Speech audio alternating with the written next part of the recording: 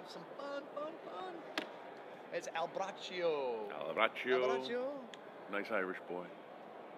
That's right. Yeah, right. We had this conversation last time, didn't we? We did. All right. Hey, we are here at the 2018 CUNA GAC in Washington, D.C. with CUNA Mutual Group's very own Scott Albraccio. How are you, Mike. sir? Doing very well today, thank you. Good. How's the conference going for you? It's been a great conference so far. I think yesterday, the highlight of the day is when President Bush got up there and spoke in the morning, and I think he did a great job. He had a good message for everybody out there, and it's great to see 3,000 to 5,000 of my closest credit union friends on a regular basis over the next day and a half. One big happy family. It really is. One big happy family. Yeah. So hey, we're talking about non-703 assets, and so how are they affected by the swings in today's market? What's going on here? Well, I mean, we're in a unique situation with the non-703 assets. Tax reform's not really impacting that as much. Okay. The Tax Reform Act is really hitting and impacting our CEOs and the credit unions with their deferred compensation plans. Yep. So I've heard that, the non-703 assets, or 701.19 assets, if you will, the impermissibles, usually fund those plans.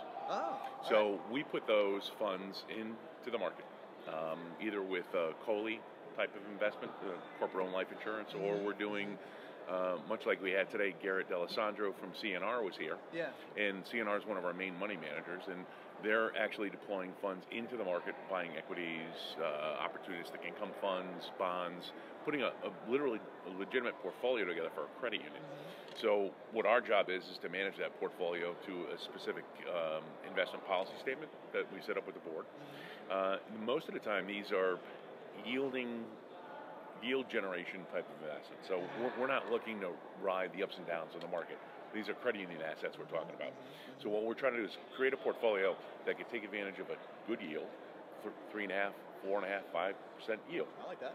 That's it. Yeah. And if we get appreciation out of the equity side of the portfolio, we're happy about that. But that's not what we're shooting for. So it's not run like your typical portfolio would be, where it's growth. This is yield. Okay. So we want to try to level everything out and make sure we have something that we can count on. Because remember, a lot of these plans that we're putting together are, defined benefits. So there's a specific benefit that.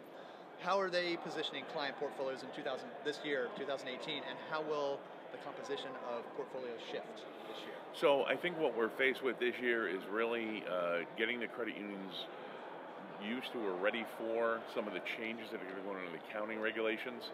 So in December 2018, FASB compliant portfolios will be all of the talk, and going into 19 will be something we have to tackle. So what we're trying to do is we're trying to discuss with the credit unions today, right now, what their portfolios would look like if they were held out as a trading account compared to the way they're being held right now.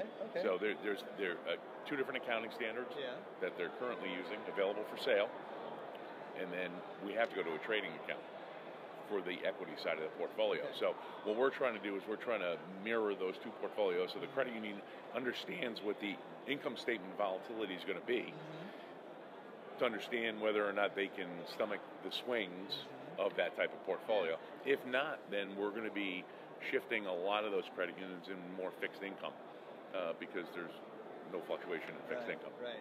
You do have duration risk though, but they don't look at that risk as fluctuation is in the market risk. Okay. And I'm asking everybody this question too, kind of switching gears a little bit. What do you want to take away from the conference?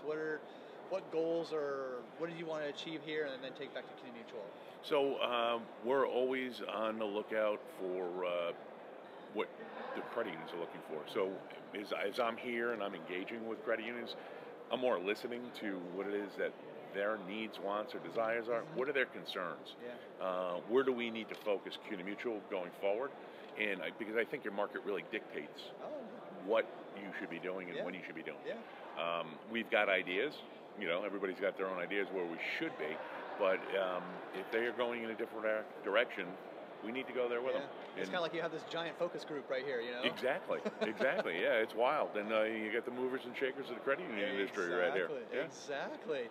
Anything else? You want to get your crystal ball out and tell us how 2018 is going to shape up in your neck of the woods? Well, so what we're looking at in the market is probably a little bit of profit taking off the stocks in the market. Yeah. I think that'll open up probably some opportunities for buying decisions to go through because the market will readjust.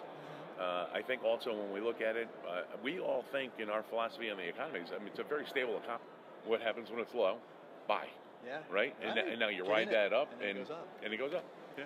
Oh my gosh, the roller coaster. Yes, but it's good to have folks like you out there to kind of keep us all on an even keel. We try. when that stuff happens.